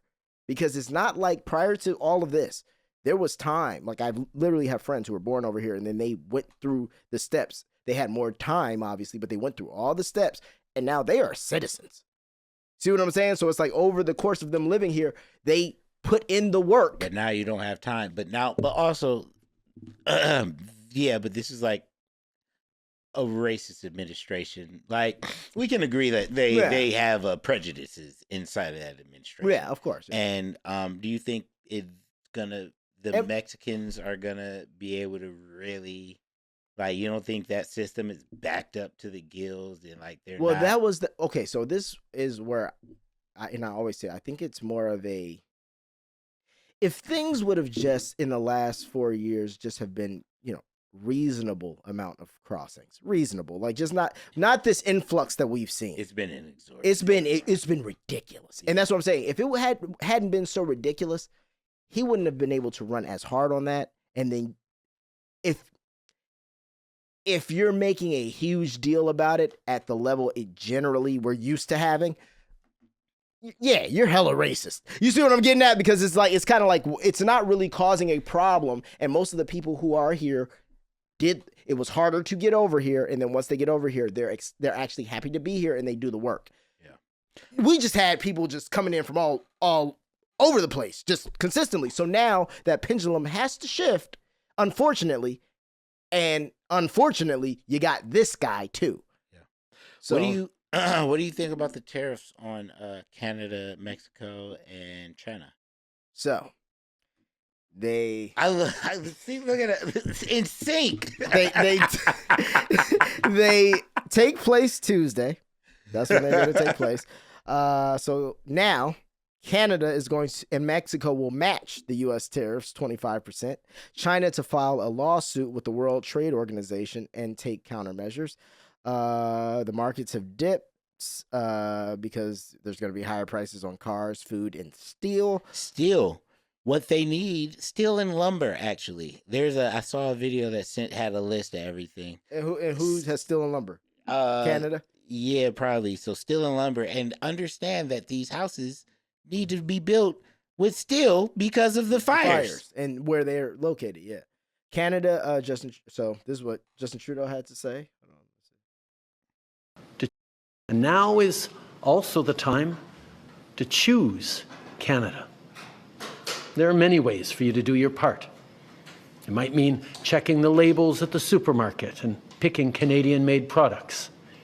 It might mean opting for Canadian rye over Kentucky bourbon, or foregoing Florida orange juice altogether. It might mean changing your summer vacation plans to stay here in Canada and explore the many national and provincial parks, historical sites, and tourist destinations our great country has to offer. You're not even the PM anymore, bro. For our first of many steps, effective today, I have directed BC liquor sales to immediately stop buying American liquor from red states. Liquor store employees will be removing the most popular of these brands from government store shelves. And now is... Yep. So, I mean... Is that Fergie? I don't know who it is, but you hear him, boy? If it was Fergie, then they could just do it with or without it, you know. Yeah. So, so economic trade impact. Experts warn the prices cars, steel, food, alcohol, and household goods. $2 billion in manufactured goods cross U.S. borders daily with Canada and Mexico. Canada supplies 61% of U.S. oil imports, making tariffs on energy significant. So if we're okay, so that means gas is gonna go up. So if we but we're gonna start drilling here and everything like that. Drill, baby, so drill. Inflation, that means buy Bitcoin. If you okay, so what am I thinking? All right, tariff. Oh, if we're going into a trade war, then then they should make it a little easier for us to distinguish what's American goods and what's foreign goods. Oh yes, like we need to start having like made in the USA on. Yeah, like big type of like the packaging is colored different, you know. And but I won't lie, this also it might actually hurt. It might actually help in a sense small businesses. Well, no, I've actually been saying for years that I think globalization is one of the worst things. That's not globalization, but sending work out, sending work out from here and putting it out in other countries. I think that's one of the worst things that's happened, and I think this might pull back from that a little bit, and it might get companies to start putting places. We just have to. And, it's just we've gotten into the habit of how we do this. So the problem is we're so dependent right now, and I just wish that it was, if he was going to pull this, it would have been nice to have like a cool year to start getting more things in place for America. Here you go.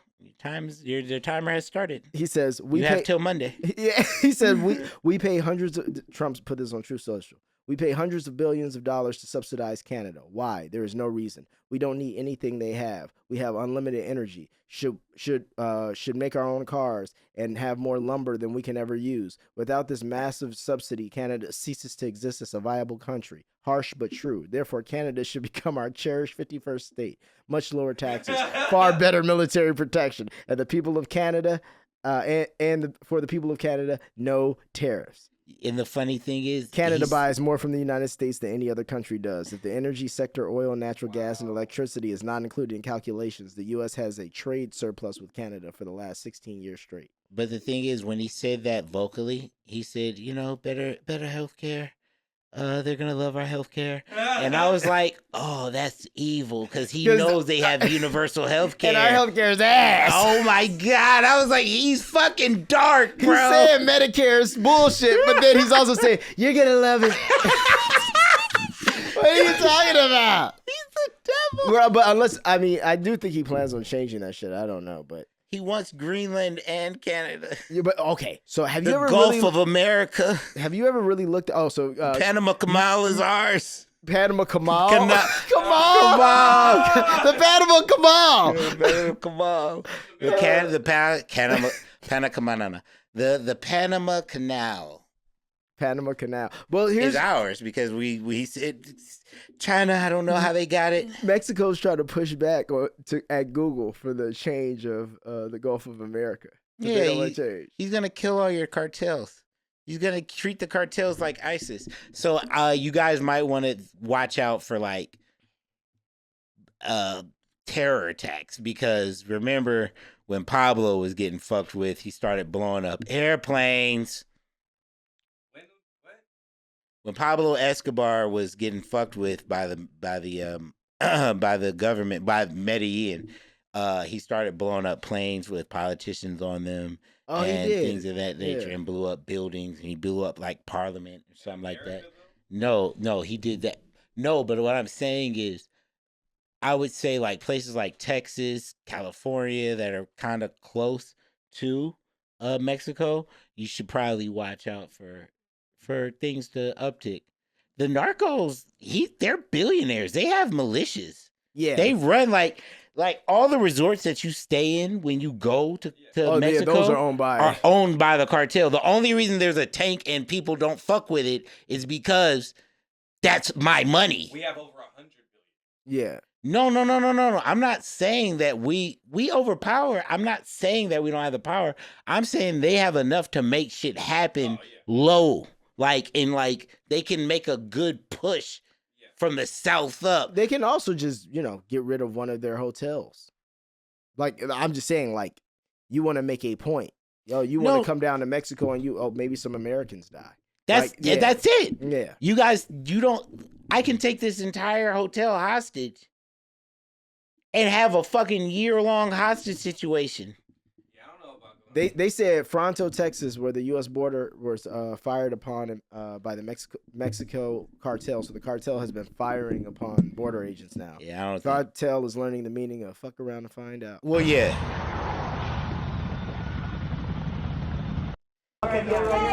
It's about to be. Let me see. Border Patrol. Yeah. Yeah, it's about to. Because it was just Sicario type shit. Now they can just go in. Now they're perp walking illegals straight back to Mexico. Wow. This shit's crazy, bro. Where is Dario? We're gonna have to fight ICE. We're gonna have to fight ICE. Tell us about his hair. Oh, Dario grew his hair out because he wants to look more American. Dario said, "You're not gonna catch me." Dario is fucking legal, bro. He's not illegal. Dario's. This is what's happening on the 101 freeway today.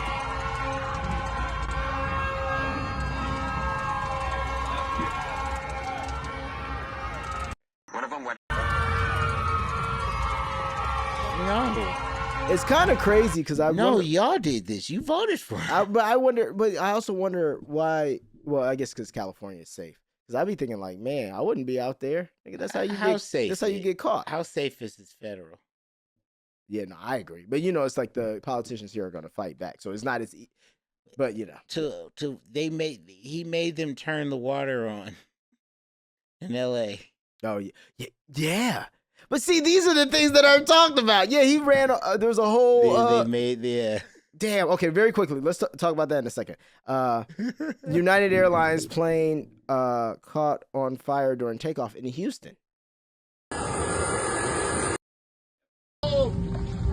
on, I'll get along. Please remain seated until further instructions by the captain. Oh my God. Please get us on. So sorry, this is jet.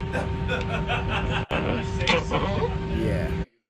So, a United Airlines flight from Houston, New York was evacuated after an engine fire forced the crew to abort takeoff. According to the FAA, United Flight 1382 was preparing to depart from George Bush Intercontinental Airport around 8:30 a.m. on Sunday when the issue was reported. Some passengers had to evacuate using emergency. No injury. What if it's Elon just preparing for some, I got some planes that don't have jets that fly themselves. Did we no. I did it with a rocket ship. There's other planes. Yeah. It runs completely on electricity. SpaceX. Yeah. Why don't we do that? I share my heart with No! you. That's what he needed. I share my heart with. Wait, you gotta say no. I share my heart with. Stop. Man, let me get my pen out of my pocket and. You want to know? I just want to let you know. So Elon, they didn't say shit to Elon. They were like, "Oh, he made a mistake, and it was just a high, what is it, the ADL or whatever, the Jewish people, and then but then somebody was like, they were like, yeah, I throw my heart to you, and they were like, hey, you don't do that shit. Oh, I saw the other guy. It was like, that's enough of that shit. Yeah, exactly. Yeah, we're not gonna start making jokes about. Yeah, oh, y'all gonna give an example of what he did? I'll make an example of you. Look, this is another one. Kyrie. United Airlines plane with 245 passengers declares emergency. Returns to Lagos. Several injured. Look at this.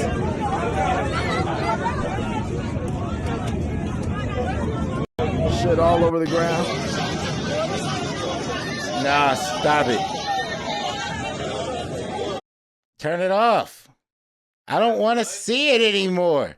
It's crazy. Kyrie Irving and Kanye West got in trouble for less.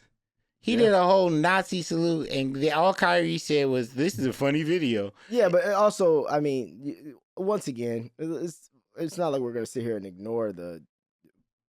We're talking about the richest man in the world too, so it's like. Also, Luka Doncic just got traded to the Lakers. That's insane for AD. It doesn't make sense at all. You want to talk about how we talked about all the Barron Trump stuff and how it's like, man, things don't make sense, and maybe there's some foul play. That's the most. Come on, not making sense. It doesn't make any sense. Luka must be like a cocaine addict. Like what? Why would they try to like? Because he wants to be in LA. Him being a superstar and LeBron about to leave, he's your new superstar. He is your new superstar for sure. Point blank, period. They're never going to let him go. But it's also like the Mavericks got AD and a first round pick.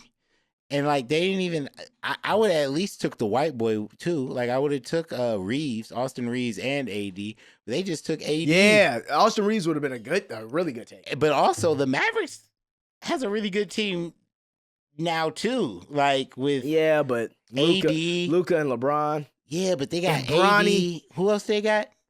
Who did the Mavs got? They got AD. Their starting lineup's pretty good.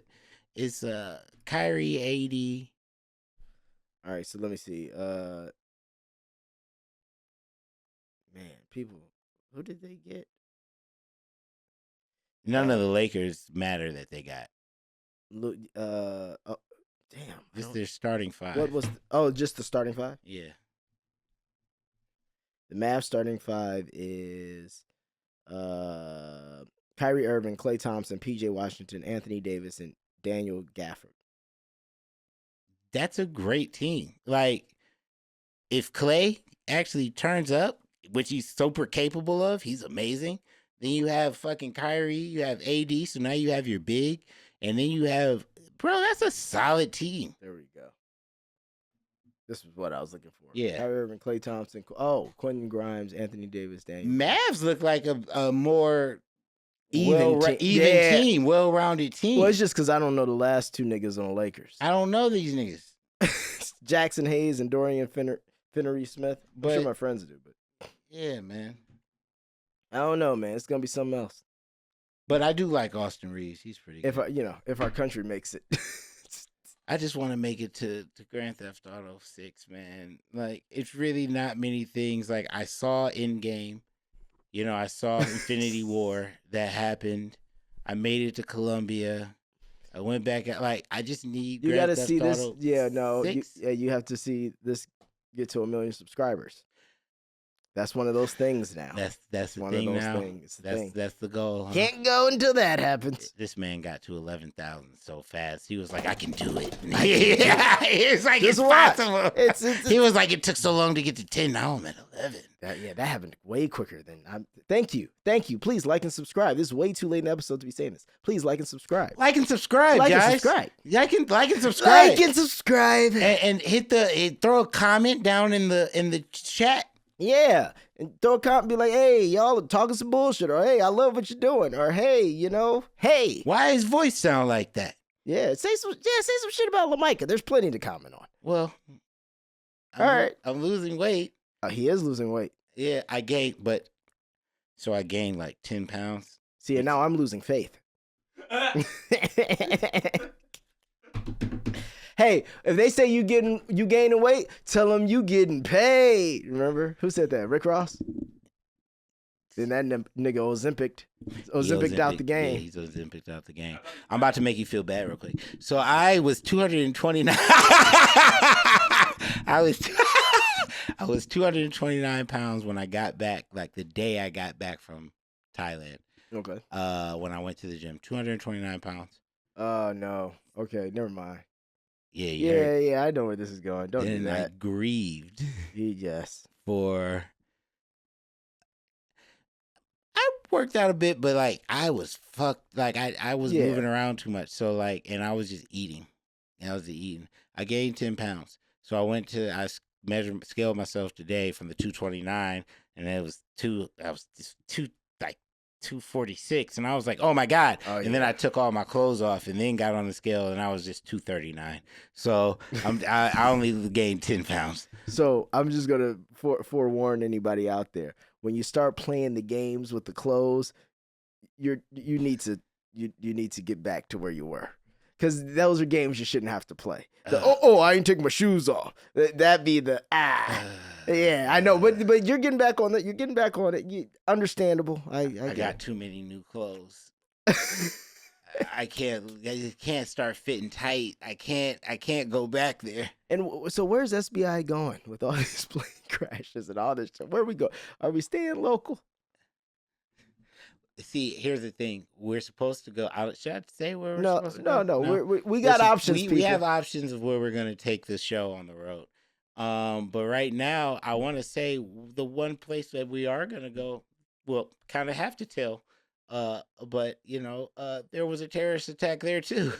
The beginning of the month. Yes. So it's like, what are we saying here?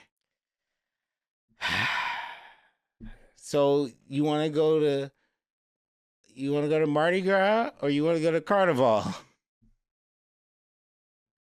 I just want to make it back.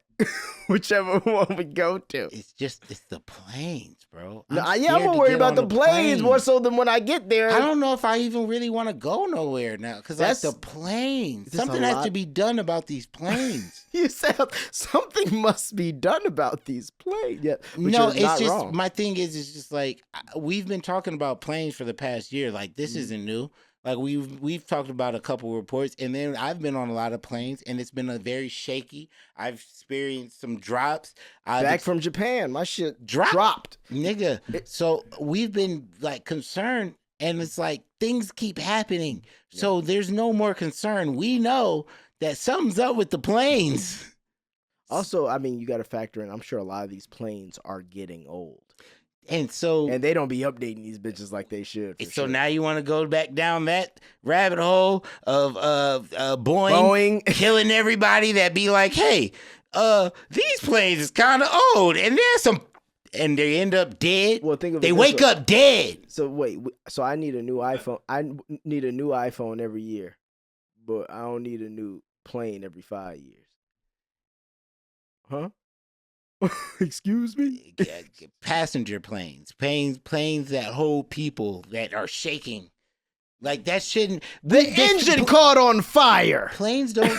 The technology we have, planes shouldn't be shaking. Yeah, no. Elon Musk can land a fucking rocket ship that came from outer space. And reuse, but they don't want to invest that kind of money into public safety because the airlines don't make it. The airlines don't make enough. No, but the airlines literally don't make enough money. Well, they don't. Like it's like we went into this once again because they're regulated. Yeah, it literally airports and airlines don't make as much money as you think they do because they're not allowed to charge over like they're regulated by the because niggas have to travel, but at the same time it's and if they price niggas out of traveling, then the whole business goes under. Everything goes under. The world goes under. Like people already think of it this way. Think how many places you haven't just gone because you're like, let me save up some bread. Same with me. Same with him. I'm sure it's like, or we would just be going places every other week, like the same way we call it Uber. That's what we'd be doing. But they can't afford to do that with the cost of gas and like the system doesn't really work as well as it should. They wouldn't really charge $150 to go to Colombia. It would be If Well, they could. Yeah, I mean, if they could and actually made money, fine. But it's gas. And that's why they hit you with the popcorn, nigga. When you get there, oh, that backpack don't fit. Right. Oh, this over 50 pounds. You got to pay this. Oh, that's where their fees come. That's where their money come in at. That's why there was just a report of somebody that was like in Congress, and they were like, "Do you poach? Did you pay your employees to to poach people with bags? So if you see them with a bag, you tell them they have to pay, even if it's a little bit over. And the kickback was like $50 a person or something. Yeah, like that. And they're paying the people actually at the gate, so you get a little bonus. Airlines often struggle to make significant profits due to a combination of high fixed costs like aircraft purchases and maintenance, volatile fuel prices, intense competition leading to price wars, large labor forces, strict regulations, and susceptibility to external factors like weather, events, and economic downturns, which can drastically impact demand and revenue. Essentially, their expenses often outweigh the income generated from ticket sales, making profit margins very thin.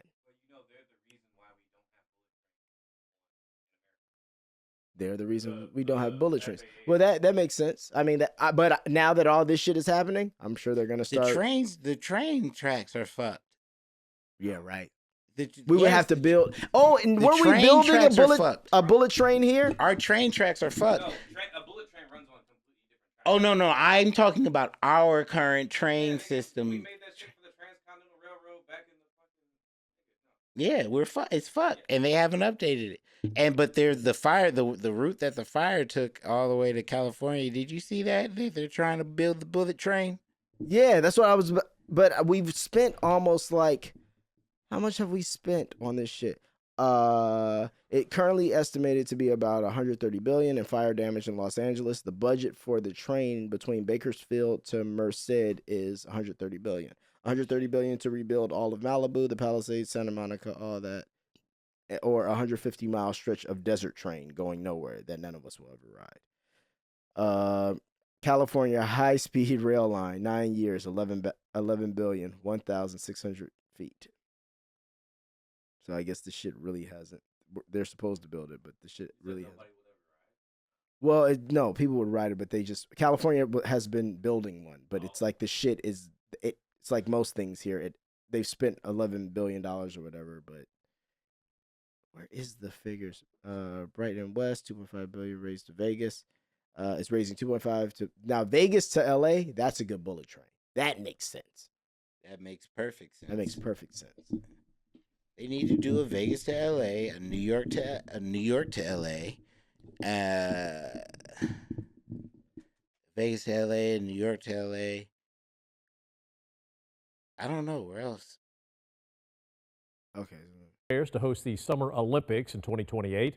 Most of that money, $860 million, will go to LA Metro. The transit agency is working on new major projects ahead of the Olympics. One of them will add light rail service between Van Nuys and Sylmar. Light rail service. The other big project will add 9 miles of underground subway tracks and 7 stations connecting downtown LA with the west side. There will also be well, the Olympics, so they're trying to fix everything before the Olympics comes. I wonder if this is a real picture, but I guess this is. You said what? Real. It's almost like California's forgotten how to build it. They've spent $11.2 billion, and they've only managed to start laying track on a 22-mile stretch of their high-speed rail system. Instead of San Fran to LA, the route has been shortened to between Mercedes, Bakersfield, and won't get done until 2033. It will cost over $100 billion.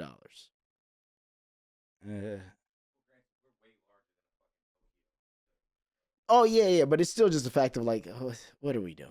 What's just? Well, I mean, things have to get done to be done. Let Trump be building this bullet train. Elon. Well, that should be up in 5 months. Well, I don't believe that because his wall isn't finished. But everybody pushed back against the wall. Now, if everybody agreed on a bullet train, Elon and Trump would have a bullet train in 5-6 months. We'd have more than what we have from this fucking. There you go, Nate. The boring companies. Tesla tunnels. And wait, no, but they did it in, what's it called? Vegas. Yeah, but it's nothing. Well, he was trying to catch the shit, and he stopped fucking with LA because LA stopped fucking with him. Moved all the shit to Texas. Well, now look. He's back. Look at Well, now he has all the connections to the Treasury, so he can. Now he's in the Treasury account, so nigga, he's about to do something. We really put a West African in the Treasury accounts, and niggas is talking about immigrants and shit like that. What is happening? What is happening? We put the most racist breed of man. Yeah, but he's accomplishing a ton of shit. Once again, this is what I'm saying. People look past shit when you're accomplishing shit. That's all it really is. He's the richest man in the world. It's the same reason we don't talk about certain types of people on this show. Because when you accomplish certain kinds of shit, people look past your genocides and all the other things that you want to do. Because they know that they shouldn't speak out against it, and they should just let it be, let it be, let it be, let it be. Right now, guys, if you want to work in Hollywood, let it be. Let it be, let it be. Let it be, let it be. If you want to work in Hollywood, let it be. What is wrong with you? We out, y'all. Peace.